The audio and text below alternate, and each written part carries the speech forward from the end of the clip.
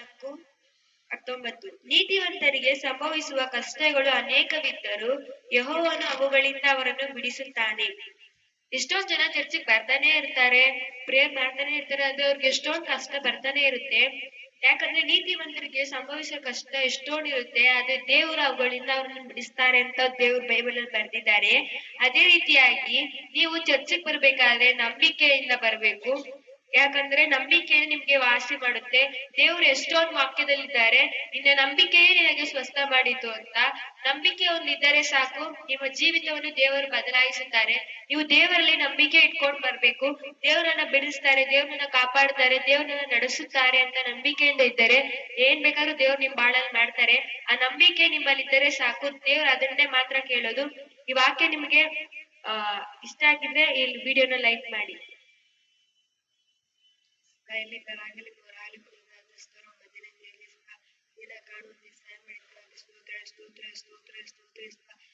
Video ಎಲ್ಲರಿಗೂ ಪ್ರಯೋಜನವಾಗಿರ್ಲಿ. ಈ ವಾಕ್ಯ ಎಲ್ಲರಿಗೂ ಪ್ರಯೋಜನವಾಗಿರ್ಲಿ. ದೇವ್ರೆ, ಈ ವಾಕ್ಯ ಹಿಡ್ಕೊಂಡು ಪ್ರೇಯರ್ ಮಾಡ್ತಿದ್ದೀನಿ. ಈ ವಾಕ್ಯ ಎಲ್ಲರಿಗೂ ಹೃದಯದಲ್ಲಿ ಮುಟ್ಟುವಂತೆ ಸಹಾಯ ಮಾಡಿಸ್ತಾ, ಈ ವಾಕ್ಯದ ಪ್ರಕಾರ ಎಲ್ಲರನ್ನು ಆಶೀರ್ವದಿಸು. ಎಲ್ಲರ ಕಷ್ಟ ದುಃಖ ಏನೇ ತೊಂದರೆ ಇದು ನೀಗಿಸು. ಏನ್ ಕಾಯ್ದು ಕಾಪಾಡಿ ನಮ್ಮ ತಂದೆಯ